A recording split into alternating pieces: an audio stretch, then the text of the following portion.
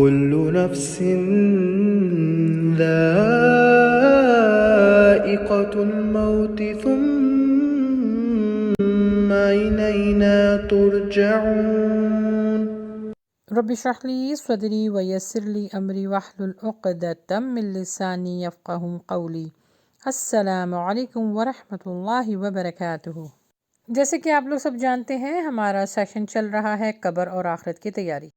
جی last lecture میں ہم نے پڑھا تھا کہ قبر کی کیا کیا بدعتیں ہوتی ہیں، غسل دیتے وقت کیا بدعت ہوتی ہے، نماز وحشت اور جنازے کی بدعت۔ آج انشاءاللہ اس کو کنٹینیو کریں گے، یہ پارٹ 3 ہے، اور اس میں یہ جانیں گے کہ جو لوگوں کا کانسیپٹ ہے کہ روحیں واپس آتی ہیں اور باتیں کرتی ہیں، ان کے لیے فاتحہ دلائی جاتی ہے، قرآن خوانی ہوتی ہے سال ثواب کے لیے، تیجا، 40واں، برسی، عید وغیرہ، یہ سب کچھ جو ہے وہ میت کے لیے کیا جاتا ہے۔ تو آج انشاءاللہ قرآن و حدیث کی روشنی میں یہ جانیں گے کہ کیا ایسا کرنا جائز ہے۔ ہمارے معاشرے میں یعنی انڈیا، پاکستان، بنگلہ دیش، اس معاشرے میں روحوں کو لے کے بھی بہت ساری بدعتیں اور غیر اسلامی رسومات جو ہے وہ چل رہی ہیں، عام ہیں، اور لوگ اس پر اپنا عقیدہ جمائے بیٹھے ہوئے ہیں کہ یہ جس طرح ہمارے آباء و اجداد نے بتایا ہے بالکل ایسے ہی ہے۔ اچھا جی، کچھ جو ہیں وہ رسومات ہیں اور کچھ جو ہیں وہ بدعتیں ہیں۔ جیسے کہ یہ ہے کہ یہ عقیدہ رکھنا کہ مرنے والے کی روح 40 روز تک گھر آتی ہے، اس وجہ سے 40 رات تک اپنے گھر میں چراغاں کیا جاتا ہے یا روشنی کا اہتمام کیا جاتا ہے، اور اس ضعیف عقیدے کے زیر اثر مرنے والے کے لیے 7 پھل، 7 قسم کے خشک میوے، مٹھائی وغیرہ بھی قبر پر لے جا کر تقسیم کی جاتی ہے، اور مرنے والے کی طرف سے اس کا نام لے کے فاتحہ خوانی جسے کہتے ہیں وہ کی جاتی ہے، اور اس کا پسندیدہ جو ہے وہ کھانا بنایا جاتا ہے۔ زندگی بھر تو جو ہم یہ جان نہیں پاتے کہ ہمارے رشتہ دار جو اس دنیا سے چلے گئے ہیں ان کا پسندیدہ فوڈ کیا تھا، جیسے ہی وہ مر جاتے ہیں ہمیں پتہ چل جاتا ہے کہ وہ جو ہے میں نے کیونکہ اس طرح کی چیزیں سنی ہوئی ہیں نا کہ ہماری ساس کو پالا گوشت پسند تھی بھائی، اس لیے ہم جو ہے وہ پالا گوشت پکائیں گے بھی اور وہ بانٹیں گے بھی۔ تو یاد رکھیں اس طرح کے معاملات اللہ کے نبی صلی اللہ علیہ وآلہ وسلم کی حیات طیبہ میں نہیں ملتے۔ اس کے بعد سب سے بڑی بدعت جو ہمارے معاشرے میں پھیلی ہوئی ہے اور دیمک کی طرح ہمارے دین کو چاٹ رہی ہے، ختم کر رہی ہے، اللہ معاف فرمائے، وہ ہے اصال ثواب۔ بڑی اس پہ بحث بھی ہوتی ہے، علماء کے اختلاف بھی ہیں اس کے اوپر، لیکن جو قرآن و حدیث کی روشنی میں دیکھیں دین اتنا پیارا ہمارا ہے، اتنا مکمل ہے، اتنا سادہ ہے، مشکل ہم نے کر دیا ہے نہ جان کر۔ آپ سوچیں شادی نکاح کرنا کتنی بڑی سنت ہے، اور عام طریقے سے اور ایک سادہ طریقے سے نکاح کریں، میں کہتی ہوں 10,000 بھی جو ہے نا وہ بہت زیادہ ہے۔ ہم نے کیا کر دیا؟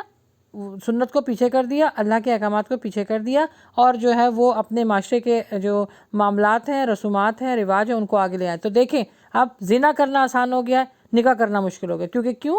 شادی مہنگی کر دی ہے، جہیز جائے گا، کھانے 1000 قسم کے ہوں گے، کپڑے جائیں گے، تو 4 5 رسومات جو آپ کو پتہ ہے رسمیں جو ہو رہی ہوتی ہیں وہ، پھر اس کے بعد کے معاملات، اللہ اکبر، اتنا مشکل کر دیا۔ اور اتنی سادہ طریقے سے زندگی انسان گزار سکتا ہے، اگر سادہ طریقے سے زندگی گزاریں گے تو نہ مرنا مشکل ہوگا نہ جینا مشکل ہوگا، اور المیہ تو یہ ہے ہمارے معاشرے میں کہ مرنا بھی مشکل ہو گیا۔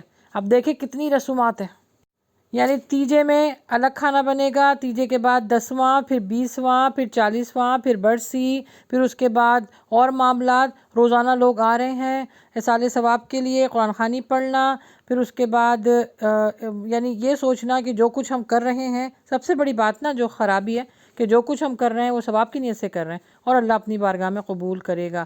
تو یاد رکھیں میں نے پہلے ہی بتایا تھا کہ اگر ایک عمل کے اندر یہ 2 ایلیمنٹ نہیں پائے جائیں گے تو وہ آپ کا عمل قابل قبول نہیں ہوگا۔ سب سے پہلے اس کے اندر نیت یہ ہونی چاہیے کہ مجھے اپنے اللہ کو راضی کرنا ہے، اور دوسرا طریقہ کیا ہے؟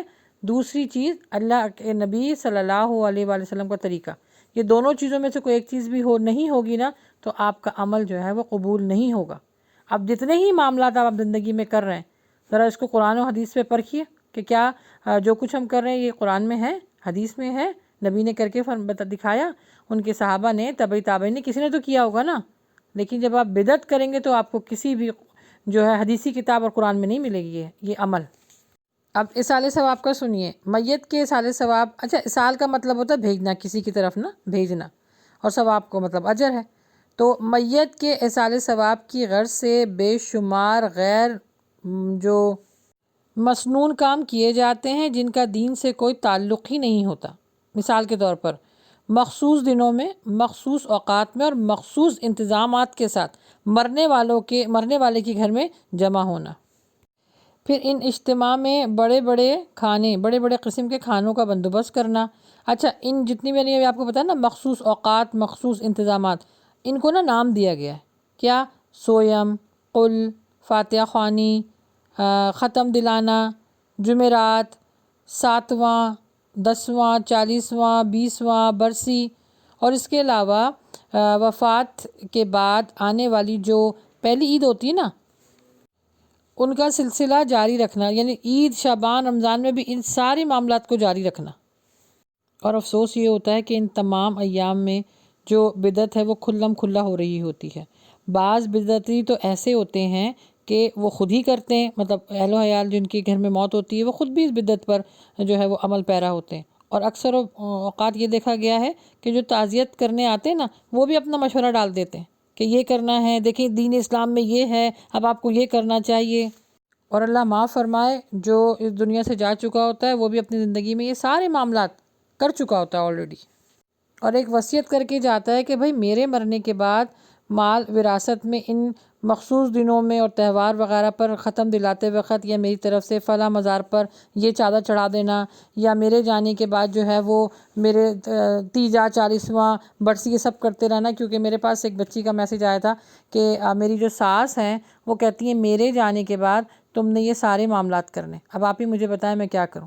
میں نے کہا بالکل نہیں کر سکتی ہیں، آپ نے اپنے اللہ کو راضی کرنا ہے، ہمیں دنیا والوں کو راضی نہیں کرنا۔ اور یہ وہ چیز ہے جس سے اللہ سبحانہ و تعالیٰ ناراض ہوتا ہے۔ اللہ سبحانہ و تعالیٰ قرآن مجید میں فرماتا ہے کہ میری اطاعت کے سامنے بندوں کی اطاعت نہیں ہوتی ہے۔ تو جو کچھ آپ نے سیکھ لیا ہے قرآن مجید سے، اس کا علم حاصل کر لیا ہے، اب چاہے آپ کی ماں باپ کہیں، چاہے آپ کی ساس کہیں، چاہے آپ کے شوہر کہیں، چاہے آپ کی اولاد کہیں، یا آپ خود کریں، بالکل نہیں کرنا، گناہ ہے، شدید گناہ ہے۔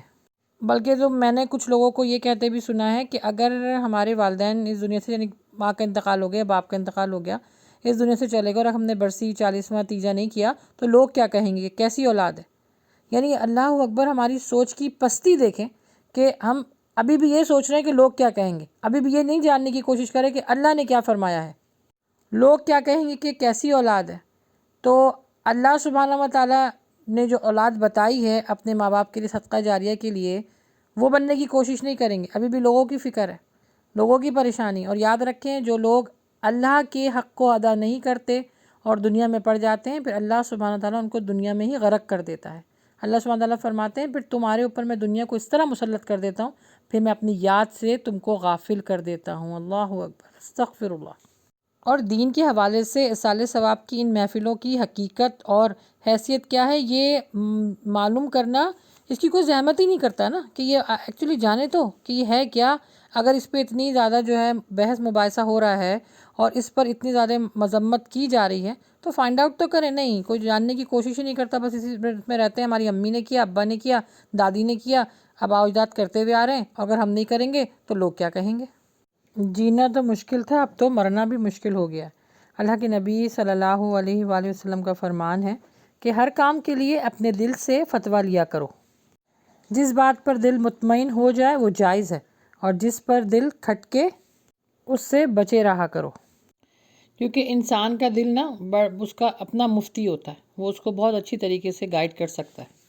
اچھا اس کے بعد اہم ترین رسم 40واں، میت کے اصال ثواب کے طور پر ادا کیے جانے والی رسومات میں سب سے بڑی رسم جو ہے وہ 40واں ہے۔ یعنی یہ مرنے کے ایگزیکٹلی 40 دن کے بعد یہ دن منایا جاتا ہے۔ اس میں بڑے اہتمام سے لوگوں کو بلایا جاتا ہے، چیاں پڑھائی جاتی ہیں، یعنی جو تیجے سے چیاں پڑھنا شروع ہوتی ہیں، اس پکچر میں بھی آپ لوگ دیکھ رہے ہیں، سامنے رکھی ہے، اور یہ 40 دن تک جو ہے نا اس کا سلسلہ جاری رہتا ہے، یا ایٹ لیسٹ 40ویں دن تو دوبارہ جو ہے وہ چیاں آتی ہیں اور لوگ پڑھتے ہیں اس کو۔ اور پڑھتے کیا ہیں؟ پہلا کلمہ۔ اچھا جی، اس کے بعد قرآن خوانی ہوتی ہے، پھر آتے ہیں مولوی صاحب، وہ سامنے کھانا رکھ کے جو ہے وہ اصال ثواب کے لیے، میت کے اصال ثواب کے لیے کچھ قرآن کی آیتیں یا صورتیں پڑھ کر اس پر پھونکتے ہیں، جو کہ اللہ کے نبی صلی اللہ علیہ وسلم نے منع فرمایا ہے۔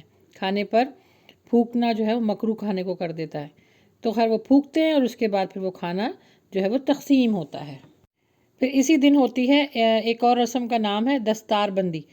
40ویں کے موقع پر اس رسم کو ادا کرنا، مرنے والا سربراہ، یعنی اگر وہ سربراہ ہے خاندان کا، تو اگر وہ اپنا پیچھے بیٹے چھوڑ کے گیا ہے تو اس کا جو سب سے بڑا بیٹا ہے نا، اس کے سر پر ایک قسم کی پگ رکھی جاتی ہے۔ یہ عموماً گاؤں میں بہت ہوتا ہے، یا جو یہ جعلی پیر اور فقیر ہوتے ہیں نا، یہ بھی بہت کرتے ہیں، جس کو بولتے ہیں گدی نشی۔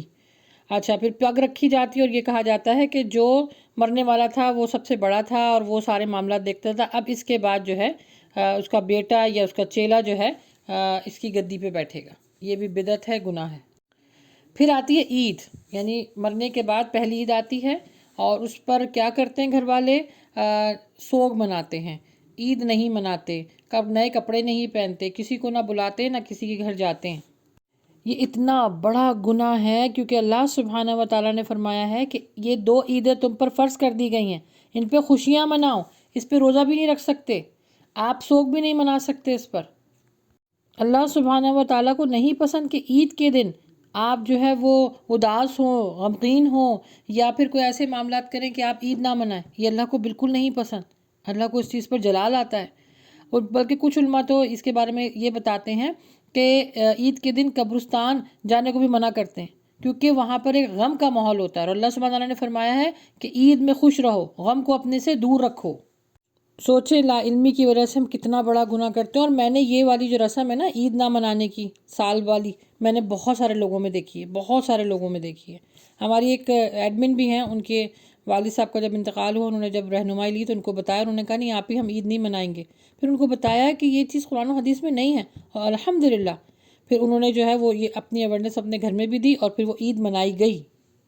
ہاں یہ ضرور ہے کہ آپ کے جو پیارے ہوتے ہیں اس دنیا سے چلے جاتے ہیں، جیسے ماں باپ، بہن بھائی، یا اور بھی اس طرح کے رشتہ دار، ان کی کمی ضرور محسوس ہوتی ہے۔ آپ کمی محسوس کر کے ان کا تذکرہ کیجئے، ان کی باتیں کریں، نہ کہ آپ جو ہے وہ عید ہی نہ منائیں، نئے کپڑے نہ پہنیں، نہ اپنے گھر کسی کو بلائیں، نہ کسی کے گھر جائیں۔ اور جو بھی اچھا، ایک اور بھی رواج ہے کہ آپ کے گھر میں اگر کوئی عید پر آ کر جس نے افسوس نہیں کیا تو اس سے ملنا جلنا بھی چھوڑ دیتے ہیں کہ بھائی ہمارے ماں باپ کے مرنے کے بعد پہلی عید تھی اور ہمیں کوئی جو ہے وہ پوچھنے نہیں آیا۔ یہ سب یاد رکھیں، گناہ ہے۔ پھر ایک اور غیر اسلامی رسم ہوتی ہے برسی منانا، اور یہ بھی بالکل 40ویں کی طرح ہوتی ہے۔ یہ 40واں 40 دن کے بعد کرتے ہیں، برسی جو 1 سال کے بعد کرتے ہیں، لیکن اس میں بھی سارا یہ اہتمام ہوتا ہے جو 40ویں میں کیا۔ میرا ایک سوال ہوتا ہے کہ برسی 1 سال کے بعد کرتے ہیں نا، اور 1 سال کے بعد عید نہیں مناتے، اب جو باقی کے دن ہیں، یعنی بس اتنے ہی آپ کو ان سے محبت تھی کہ بس 1 سال کے بعد آپ نے ان کو یاد کر لیا، 40 دن کے بعد یاد کر لیا، ان کی لیے فاتحہ کر دیا، سال ثواب کر دیا، اور اب باقی کی زندگی بالکل بھول کے بیٹھ جاتے ہیں۔ بس ہم نے اپنا حق ادا کر دیا، 40واں بھی کیا، 30واں بھی کیا، 10واں بھی کیا، برسی بھی کی، عید بھی نہیں منائی، سارے غیر اسلامی معاملات کیے، دل کو سکون کر کے بیٹھ گئے۔ 1 سال کے بعد آپ کو اپنے امی ابو یاد نہیں آئیں گے، رشتہ دار یاد نہیں آئیں گے، مطلب پھر اس کے لیے کیا معاملہ ہے؟ اس وجہ سے کیونکہ جب انسان خود ساختہ ان چیزوں پر عمل پیرا ہوتا ہے نا، تو پھر اسی طرح کی جو ہے وہ علت پیدا ہوتی ہے، اسی طرح کی جو ہے معاملات آتے ہیں، اسی طرح کے کوشچن آتے ہیں ذہن میں کہ سال تک بس اتنا ہی حق تھا کہ 1 سال تک آپ نے یاد کرنا تھا، اور 1 سال کے بعد پھر کیا کرنا ہے؟ کوئی اس کے بعد پھر آپ کو کوئی رسم، کیونکہ کر کر کے تھک جاتے ہیں نا، اس کے بعد پھر کچھ کوئی یاد ہی نہیں کرتا۔ اللہ معاف فرمائے، زندگی سے لے کے موت تک صرف بدعت، اللہ کی ناراضگی اور نبی صلی اللہ علیہ وآلہ وسلم کی جو امت ہے، ہم شرمندگی کے علاوہ اور کچھ نہیں ہے، کیونکہ اتنی مشکل ہر چیز کر دی ہے، اور دین میں اتنی چیزوں کو ہم نے دین میں بہت ساری چیزوں کو حصہ بنا دیا دین کا، جو کہ ہے بھی نہیں۔ اللہ تعالیٰ بس اس طرح کے خرافات سے بچائے۔ دیکھیں، رسومات بدعت کے حوالے سے بڑے بڑے جو قابل اصلاح امور ہیں نا، وہ ان میں سے 3 میں آپ کو سامنے رکھ دیتی ہوں۔ پہلا کیا ہے؟ کم علم آباء و اجداد کی جاہلانہ روایت کی پابندی۔ ایک تو علم نہیں ہے، اوپر سے سارا معاملہ کن کے اوپر ڈال دیا؟ آباء و اجداد، بھائی انہوں نے جو کہہ دیا ہم نے وہی کرنا ہے۔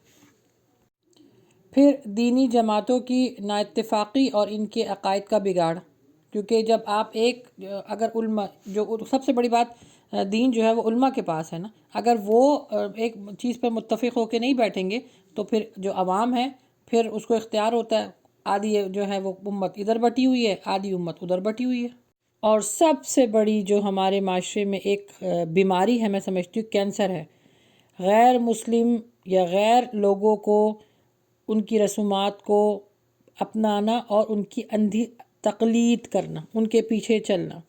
کتنے ہی لوگ ہیں کرسمس مناتے ہیں، کتنے ہی لوگ ہیں دیوالی مناتے ہیں، یہاں تک کہ کرسمس کی جو چیزیں ہوتی ہیں ان کو کھانا، یا دیوالی کی جو مٹھائی آتی ہے اس نام سے اس کو کھانا، یہ سب گناہ ہے، شدید گناہ ہے. غیر اللہ کے نام کا کھانا حرام ہے. بحیثیت مسلمان ہم لوگ ایک احساس کمتری کے شکار ہیں. اسی وجہ سے تو ہم ہر ایرے غیر نتھو خیرے کو جو ہے نا فالو کرنا شروع کر دیتے ہیں، کیونکہ ہم دیکھتے ہیں اس کی کامیابی دنیا میں زیادہ ہے تو ہم اس کے پیچھے چلتے ہیں. یاد رکھیں، مسلمان کی کامیابی آخرت ہے، کافروں کی کامیابی دنیا ہے.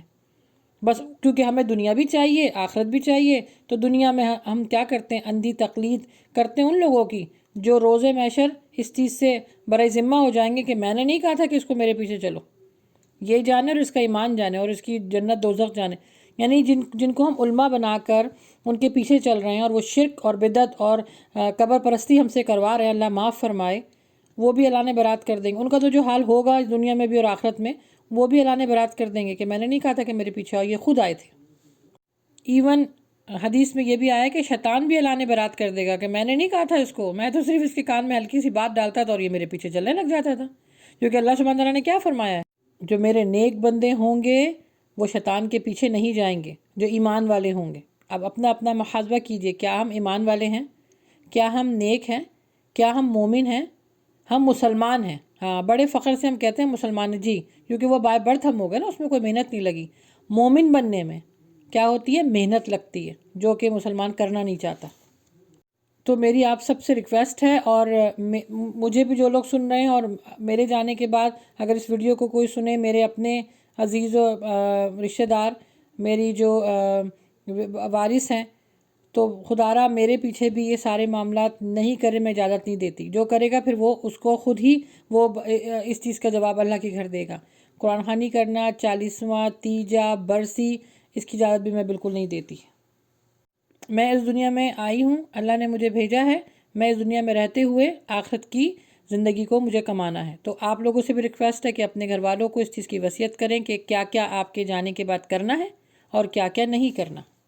اگر ہم انفرادی طور پر اپنی سوچ کو بدلیں گے تو انشاءاللہ اللہ سبحانہ و تعالیٰ اس پر برکت ڈالیں گے، اور وہ دن دور نہیں جب شرک اور بدعت کا خاتمہ ہوگا انشاءاللہ. بس دعا یہی ہے کہ اللہ سبحانہ و تعالیٰ ہمیں شرک اور بدعت جیسی لعنت سے محفوظ رکھے اور نیک عمل کرنے کی توفیق عطا فرمائے. انشاءاللہ نیکسٹ لیکچر میں نئے ٹاپک کے ساتھ ملاقات ہوگی آپ لوگوں سے. تب تک کے لیے اجازت دیجیے. سبحانک اللہم و بحمدک، اشہد ان لا الہ الا انت، استغفرک و اتوب الیک. السلام علیکم ورحمۃ اللہ وبرکاتہ.